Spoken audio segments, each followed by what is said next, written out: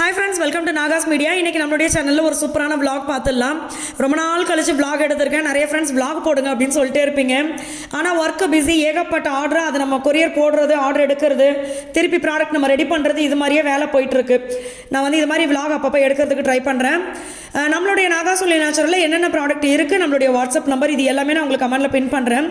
18 product நம்ம பண்ணிகிட்ருக்கோம். வேணுன்ற ஃப்ரெண்ட்ஸ் நீங்கள் யூஸ் பண்ணிக்கோங்க. ஏதாவது டவுட் இருந்தாலும் நீங்கள் வாட்ஸ்அப் பண்ணுங்கள். தமிழ்நாடு பாண்டிச்சேரிக்குள்ளே ஃப்ரீ ஷிப்பிங், வெளிநாடுகளுக்கும் நம்ம அனுப்பிச்சிட்ருக்கோம். ஸோ நீங்கள் யூஸ் பண்ண நம்ம பாடி பில்டர் பார்த்தீங்களா, போகிற போக்க பார்த்தா பாடி பில்டர் என்னை தீ போட்டு அடிப்பா போல இருக்குது டெய்லி. ஆமாம், அதுக்கு தான் டெய்லி பார்த்தீங்கன்னா பப்பாளி பழத்தை வச்சு ஸ்குவாட் பண்ணிகிட்டு இருக்கேன். இது எல்லாமே பார்த்தீங்கன்னா நம்ம மரத்தில் பழுத்தது. இது எல்லாத்தையும் கட் பண்ணால் விதை இருக்கும், அதனால் விதை உள்ள பழங்களை மட்டும் உண்ணவும், அதை தான் சொல்ல வர்றேன். அப்புறம் பார்த்தீங்கன்னா ஒரே ஒரு சிஸ்டர் என்கிட்ட ஒரு விஷயம் கேட்டிருந்தாங்க, ரொம்ப ஃபீல் பண்ணி சொல்லியிருந்தாங்க. என்ன விஷயம் அப்படின்னா, நல்லா வராதப்ப, அதாவது வாழ்க்கையில் ரொம்ப கஷ்டப்பட்டு முன்னேறினது அவங்க சொல்லும் போது பார்த்தீங்கன்னா உங்களை மாதிரி தான் நாங்களும் அப்படின்னு தான் சொன்னாங்க. எங்களோட வாழ்க்கையும் அப்படிதான், ரொம்ப கஷ்டப்பட்டு தான் நம்ம கடவுள் புண்ணியத்தில் இந்த அளவுக்கு இருக்கிறது. இப்போ ஓரளவுக்கு இன்னும் அப்படியே பெருசாக நினைக்கிற அளவுக்கு இன்னும் போகலை, ஓரளவுக்கு இருக்கும் நல்லபடியாக. ஸோ என்கிட்ட அவங்க சொல்லும் போது சொன்னாங்க, சிஸ்டர் கஷ்டப்படும் போது என்ன பண்ணாங்கன்னா கிண்டல் பண்ணாங்க அதிகமாக. உனக்கிட்ட இது இல்லை, அது இல்லை, வீடு இல்லை, நீ ஏன் வாடகைக்கு இருக்கிற, இத்தனோண்டு வீட்டில் இவ்வளோ பொருள் வச்சுருக்க, இந்த மாதிரிலாம் நிறைய விஷயங்கள் நடந்துச்சு.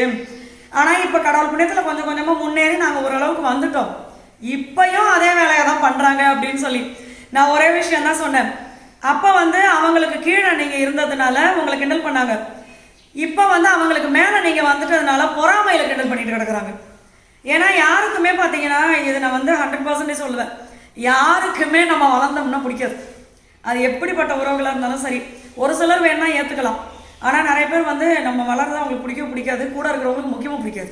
இது இப்போ ரீசெண்டாக அனுபவிச்சுட்டு இருக்கோம். அதனால் யாருமே யாரை பற்றியுமே கேர் பண்ணிக்காதீங்க. நான்லாம் இங்கே ஊருக்கு வந்த சமயத்துலலாம் பார்த்தீங்கன்னா, என்னடா இது நல்லா பேசுனாங்க, அவங்க நல்லா பேசுனாங்க, இவங்க நல்லா பேசுனாங்க, இப்போல்லாம் இவங்க பேச மாட்டேங்கிறாங்க, வளர்றது ஒரு குத்தமாடா, வாழ்க்கையில் முன்னேறது ஒரு குத்தமா, அது பிடிக்காம ஒதுக்கி போகிறாங்க, இப்படிலாம் நினச்சி நான்லாம் ஃபீல் பண்ணியிருக்கேன். ஆனால் அதுக்கப்புறம் ஒன்றே தான், இவங்களுக்காக அழுதுட்டு கிடந்தாலும் உண்மையான அன்புக்கு நம்ம அழுவலாம். நம்மளையும் பார்க்க அவங்க விரும்புகிறாங்க, நம்மளும் அவங்கள பார்க்க விரும்புகிறோம், இடையில் தடுக்கப்படுது அப்படின்னா நம்ம கவலைப்படலாம். விரும்பவே இல்லை, அவங்க நம்மளை பார்க்கணும்னு நினைக்கவே இல்லை, அப்போ அவங்களுக்காக நான் அழுது என்ன பண்ண போகிறேன்.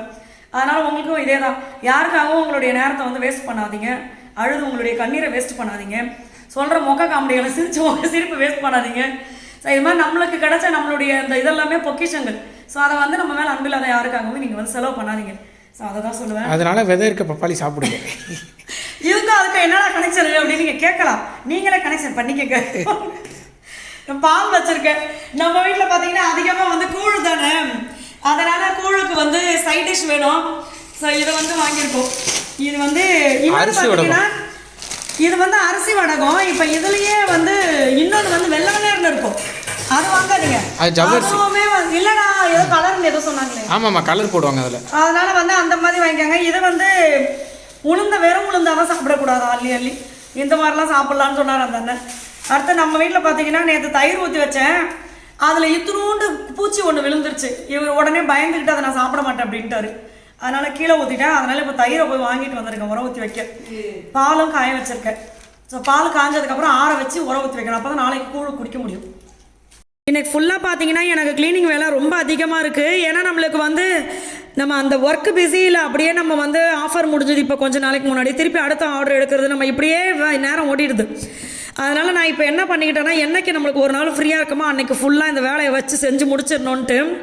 பின்னாடி துணியெல்லாம் பார்த்தீங்கன்னா நான் வந்த அன்னைக்கு, அதாவது நம்ம இந்த வீட்டுக்கு குடி வந்த பாருங்க, அப்போ மடித்து வச்சது, அது அப்படியே அந்த ஆர்டர்லேயே தான் இருக்குது. அது கொஞ்சம் மாற்றணும் அப்படின்னு பார்க்குறேன், டைம் இருக்கும்போது பண்ணிக்கலாம் அப்படின்னு இருக்கேன். பாப்பா தம்பி கீழே இருக்காங்க, அதனால் நான் என்ன பண்ணிட்டேன் பார்த்தீங்கன்னா, பெட்ரூம் ஃபுல்லாக க்ளீன் பண்ணிடுறேன். அது dressing room. So dressing room நிறைய அங்கேயும் எனக்கு வேலை, ஏகப்பட்ட வேலை இருக்குது. இன்னும் நான் ட்ரெஸ்ஸிங் டேபிளில் என் திங்ஸ் அடிக்கவே வைக்கல, போட்டதெல்லாம் அப்படியே இருக்குது. ஸோ அந்த வேலை பார்க்கணும். அதுக்கு முன்னாடி நம்ம டெய்லி யூஸ் பண்ணுற ஏரியாவை மட்டும் நல்லா க்ளீன் பண்ணி வச்சிடுறது. அதே மாதிரி தம்பி ரூம், பாப்பா ரூம். பார்த்தீங்கன்னா நம்ம வீடை கட்டும்போது நானும் அப்படியே உட்காந்து பயங்கர பிளான், இங்கே இப்படி உட்காரணும், இங்கே அப்படி நம்ம உட்காந்து பேசிகிட்டு இருக்கணும், இங்கே உட்காந்து நம்ம ஜாலியாக பாட்டு பாடணும், அங்கே டான்ஸ் பண்ணணுன்ட்டு. பட் இங்கே என்னைக்கு வந்தோமோ அதிகபட்சம் நாங்கள் ஸ்பெண்ட் பண்ணுறது பார்த்தீங்கன்னா கிரவுண்ட் ஃப்ளோரில் நம்மளுடைய ஆஃபீஸில் ஒர்க்குன்னு சொல்லி அதிலே தான் ஸ்பெண்ட் பண்ணுவோம். மேலே இந்த பெட்ரூம் க்ளீன் பண்ணுறாலும் இங்கே நாங்கள் நைட்டு தூங்குறதுக்கு 11 மணிக்கு மேலே போவோம், அவ்வளோதான்.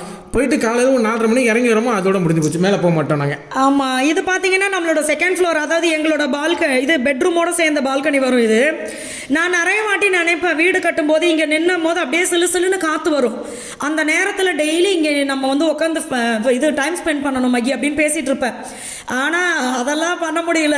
பட் இருந்தாலும் நம்மளுக்கு வேலை தானே முக்கியம். அது சந்தோஷமாக நடந்துச்சுனாவே எப்போவுமே நிம்மதியாக இருக்கலாம். அதனால் அதை தான் பார்க்குறது. இது பார்த்தீங்கன்னா நான் வாங்கி ரொம்ப நாளாச்சு. இந்த டியூப்பில் வந்து ஒயிட் சிமெண்ட் மாதிரி தான் இருக்கும் அதுவுமே. அது என்னன்னு பார்த்தீங்கன்னா இந்த சின்ன சின்ன கேப்பில் வந்து நம்மளுக்கு வீட்டில் வந்து அங்கங்கே எறும்பு வருது. அது வந்து என்னால் தாங்கிக்கவே முடியலை, ஏன்னா ஏகப்பட்ட எறும்பு வருது. அதே மாதிரி பார்த்தீங்கன்னா நான் ஏற்கனவே சொல்லியிருப்பேன், டோர் மேட்ரு அதில் வந்து சின்ன சின்ன வண்டுகள் வந்துருச்சு. அதனால் நீங்கள்லாம் டோர் எடுக்கிறீங்க, ரெடிமேட் டோர் எடுக்கிறீங்கன்னா கண்டிப்பாக பார்த்து எடுங்க, இல்லைனா வெயிட் பண்ணி நீங்கள் செஞ்சுருங்க பேசாமல் மரத்தை வாங்கி. அதனால் அது கொஞ்சம் எங்களுக்கு வந்து டைம் வந்து ரொம்ப நைட்டில் பிடிக்குது. இந்த வண்டை அடிச்சுவிட்டு தான் நம்ம தூங்குறதா இருக்குது. இப்போ இந்த கேப்பு எல்லாத்தையுமே பார்த்தீங்கன்னா அந்த டியூப்பில் இருக்கிற அந்த ஒயிட் சிமெண்ட் மாதிரி இருக்குல்ல, அது என்ன லிக்விட்லாம் எனக்கு தெரில, அதை போட்டு தான் நான் அடைச்சி விட்றாத. இந்த எக்ஸ்ட்ரா இருக்கிறதெல்லாம் பார்த்தீங்கன்னா நம்ம வந்து துணி வச்சு தொடச்சி எடுத்துடணும். இது ஆக்சுவலாக டைல்ஸ் கேப் ஒட்டுற லிக்விட் தான். அது லிக்விட் வேற ஒன்றும் கிடையாது. ஆனால் அதை பார்த்தா எனக்கு ஒயிட் சிமெண்ட் மாதிரியே தெரியுது. அதுதான் ஒயிட் சிமெண்ட் தான். அதுதான் அந்த மாதிரி கேப்பு பார்த்தீங்கன்னா நிறையா இருக்குது. இது வந்து அந்த ஒயிட் சிமெண்ட் இடையில வைப்போம்ல, அப்பா நான் விட்டுட்டாங்களா கேப்பு, இல்லை அதுக்கப்புறம் இந்த பூச்சிங்க போட்டு ஓட்டை போட்டிருக்கா என்னன்னு எனக்கு தெரியல. ஆனாலும் அங்கே மேலே எல்லாம் அங்கே குட்டி குட்டி ஓட்டை இருந்தது, எல்லாத்தையுமே சரி பண்ணிட்டேன். அதே மாதிரி பார்த்தீங்கன்னா இன்னும் நிறைய ஃப்ளவர் வாங்கி வச்சுருக்கேன் வீடு ஃபுல்லுக்க தொங்க விடணும்ட்டு. அதுவும் அப்படியே இருக்குது, அது ஒரு நாள் பார்க்கணும். அந்த இதை அப்படியே வந்துட்டு பார்த்தீங்கன்னா நாங்கள் வந்து அடுத்து கிளம்புனது பாட்டு கிளாஸ். அதனால் நான் சேர்த்துட்டேன்னு நினைக்காதீங்க, தம்பி பாப்பாவை சேர்த்து விட்ருக்கோம். ஸோ பிள்ளைங்க வந்து எல்லாரும் சேர்ந்து பாடும்போது அதை கேட்கவே அவ்வளவு அருமையாக இருக்குது. நீங்களும் கேட்டு பாருங்களேன். சாய் தேவியை சேர்த்து விட்டுட்டோம்.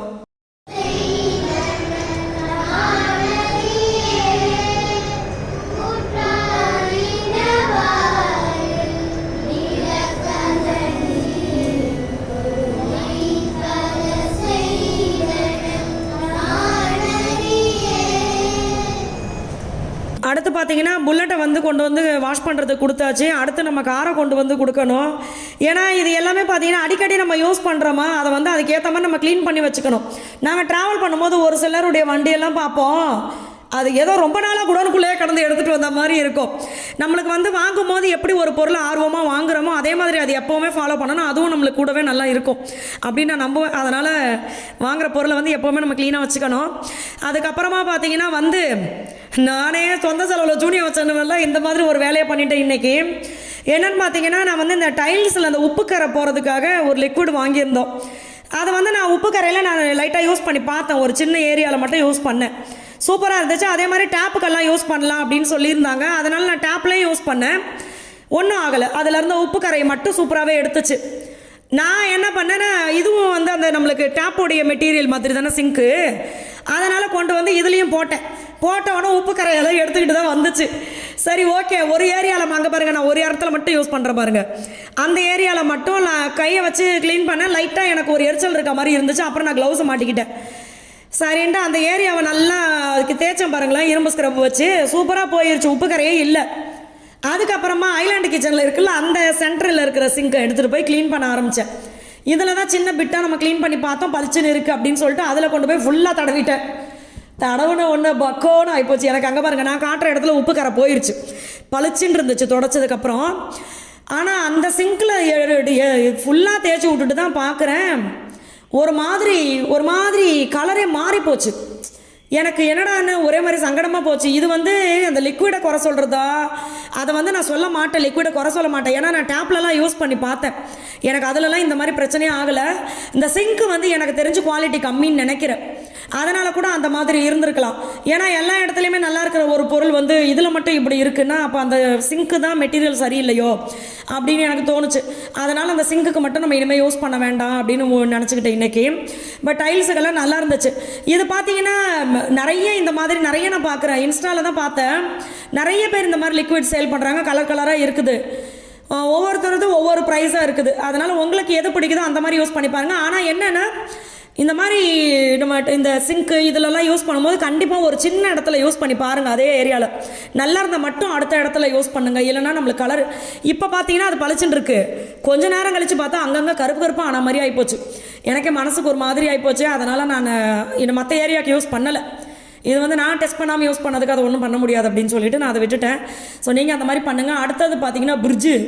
இந்த பிரிட்ஜை நான் எப்போ உள்ளே க்ளீன் பண்ணுறதுக்கு பார்த்தீங்கன்னா எப்போயாவது ஒரு வாட்டி தான் க்ளீன் பண்ணுறது, வெளியில் மட்டும் தான் அப்பப்போ க்ளீன் பண்ணுறது. இதையும் பார்த்தீங்கன்னா நம்ம சாய்க்குட்டி வந்து அடித்து சொட்டையாக்கி வச்சுருக்கான். அவன் என்ன பண்ணுவான்னு பார்த்தீங்கன்னா டபக்குன்னு திறப்பான் இந்த டோர். எல்லா வீட்லேயும் குழந்தைங்க பண்ணுற வேலை அது. நம்ம வாங்குற பொருளை பற்றி அவங்களுக்கு அந்த கேர்லாம் கிடையாது, அவங்களுக்கு சின்ன பிள்ளைங்க தானே. அதை வந்து இப்படி டபக்குன்னு திறப்பான். அவன் திறக்கும் போது பார்த்தீங்கன்னா எனக்கு இங்கே படபடன்னு இருக்கும், அந்த டோரே பிஞ்சுக்கிட்டு வர்ற மாதிரி இருக்கும். வந்த புதுசில் பார்த்தீங்கன்னா ஃப்ரிட்ஜை கொஞ்சம் தள்ளி வச்சுருந்தோம். அவன் திறந்த உடனே அந்த இதில் போய் டம்முன்னு இடிக்கும், அதில் ஒரு சொட்டை விழும். இந்த மாதிரி அவன் ஏற்படுத்தி விட்ட காயங்கள் பார்த்தீங்கன்னா அந்த ஃப்ரிட்ஜுக்கு 4-5 கிடக்குது. ஆனால் இப்போ சொல்ல புரிஞ்சுக்கிறாங்க. வளர தான் அவங்க எல்லாமே புரிஞ்சுப்பாங்க. நம்மளும் கண்டிப்பாக சொல்லி வளர்க்கணும். அதே மாதிரி பிள்ளைங்களுக்கு பார்த்தீங்கன்னா நிறைய சொல்லி கொடுத்துருங்க இப்போவே. ஏன்னா இப்போ பாப்பாக்கெல்லாம் பார்த்தீங்கன்னா 5th.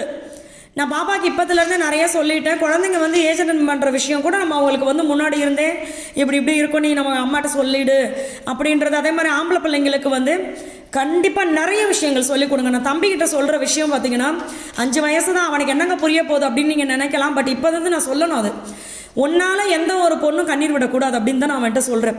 உன்னால் எந்த ஒரு பொண்ணும் கண்ணீர் விடக்கூடாது. அதே மாதிரி உன்னை நம்பி ஒரு பொண்ணு உங்ககிட்ட பேசுதா, அந்த பொண்ணுக்கு நீ வந்து கரெக்டான ஒரு பையனாக இருக்கணும், நம்பிக்கையாக இருக்கணும். அந்த பொண்ணு வந்து உன்னைய பார்த்து பயப்படுற அளவுக்கு நீ எதுவுமே செஞ்சிடக்கூடாது. அதே மாதிரி என்னதான் உன்னுடைய தோழியாக இருந்தாலும், பல வருஷம் நட்பாக இருந்தாலும், அந்த பொண்ணு வந்து தொட்டு பேசுறதுக்கு உனக்கு அனுமதி கிடையாது அப்படின்னு நான் தம்பிக்கு ஒவ்வொரு நாளுமே சொல்கிறேன். அதே மாதிரி இன்னொரு விஷயமும் சொல்லுவேன். நீங்கள் ஏன்னா நாங்கள் லவ் மேரேஜ், தம்பிக்கு பாப்பாவுக்கு நல்லாவே தெரியும்.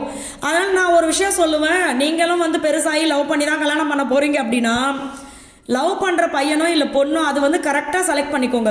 நீங்கள் நினச்ச உடனே அப்பா பார்த்த உடனே அந்த பொண்ணை பிடிச்சிச்சுடா உடனே போய் நான் ப்ரப்போஸ் பண்ணிட்டேன், அந்த மாதிரி பண்ணாதீங்க. அந்த பொண்ணை உங்களுக்கு பிடிச்சிருக்கா, ஒரு பையனை பிடிச்சதுன்னா உங்கள் மனசுக்குள்ளேயே வச்சுக்கோங்க. வச்சுக்கிட்டு அவங்களுடைய நடவடிக்கை, அவங்களுடைய ஃபேமிலி பேக்ரவுண்ட் இது எல்லாமே தெரிஞ்சுக்கோங்க. எல்லாமே கரெக்டாக இருக்கிற பட்சத்தில் மட்டும் அவங்கக்கிட்ட நீங்கள் சொல்லுங்கள். அப்படி இல்லையா அம்மா அப்பா கிட்ட சொல்லிவிடுங்க. அம்மா அப்பாவே உங்களுக்கு பிடிச்சவங்களை கல்யாணம் பண்ணி வச்சிடுறோம். ஏன்னா பிள்ளைங்க பார்த்தீங்கன்னா பயப்படுறாங்க, அம்மா அப்பா கிட்ட எதுவுமே சொல்கிறது கிடையாது. அதே மாதிரி அவங்களுக்கு நம்ம நம்பிக்கை கொடுக்குற மாதிரி பேசணும். எப்போ பார்த்தாலும் எல்லா விஷயத்துக்கும் குழந்தைங்களை நம்ம திட்டிட்டு கடிச்சு கொட்டிகிட்டே இருந்தோம்னு வச்சுக்கோங்களேன், எதையுமே நம்மகிட்ட சொல்ல மாட்டாங்க. அதனால் அவங்கக்கிட்ட நம்ம ஃப்ரெண்ட்லியாக மூவ் பண்ணுறது தான் ரொம்ப நல்லது. சில நேரத்தில் கண்டிப்போடு இருக்கணும், கண்டிப்பு இல்லாமையே இருக்கக்கூடாது. எந்த விஷயத்தில் இருக்கணுமோ அதில் இருக்கணும். எல்லாத்துக்கும் தொட்ட தொண்ணூறுக்கும் திட்டக்கூடாது பிள்ளைங்கள. அதே மாதிரி ஹோம்ஒர்க் பண்ணுறது வந்து நம்ம அவங்கள பண்ண வைக்கிறதுக்குள்ள நம்ம ஒரு வழி ஆகிடுவோம். நான் இப்போ ரீசெண்டாக பார்த்தீங்கன்னா அவங்கக்கிட்ட வந்து நீ ஸ்கூல் விட்டு வந்த உடனே உனக்கு பிடிச்சதை சாப்பிட்டுட்டு கொஞ்சம் நேரம் விளையாடு, அதுக்கப்புறம் பிடிச்ச ஆக்டிவிட்டிஸ் எதனா பண்ணு, அதுக்கப்புறமா ஹோம்ஒர்க் பண்ணலாம் அப்படின்னு சொன்ன உடனே இவங்க பார்த்தீங்கன்னா ரொம்ப ஹாப்பி ஆகிடுறாங்க. அவங்களுக்கு பிடிச்சதெல்லாம் செஞ்சுட்டு அப்படியே மைண்ட் ரொம்ப ஹாப்பியாக இருக்கும். அந்த நேரத்தில் கூப்பிட்டு ஹோம்ஒர்க் பண்ண சொன்னோன்னு வச்சுக்கோங்க, நம்மளை கத்த விடவே மாட்டாங்க, ஜாலியாக செஞ்சுருவாங்க. அந்த மாதிரி நான் இப்போ ஃபாலோ பண்ணுறேன். அது மாதிரி தம்பி பாப்பாவும் கரெக்டாக இருக்காங்க. ஸோ இந்த vlog வந்து கண்டிப்பாக உங்களுக்கு பிடிச்சிருக்கும் அப்படின்னு நம்புகிறேன். நம்மளுடைய ப்ராடக்ட் லிஸ்ட்டும் நான் உங்களுக்கு கமெண்ட்டில் பின் பண்ணுறேன், அதுவும் பாருங்கள். அடுத்த vlogல பார்க்கலாம். இது பார்த்தீங்கன்னா புளிச்சக்கீரை கூழும் செஞ்சாச்சு, புளிச்சக்கீரையும் மதியானத்துக்கு செஞ்சாச்சு.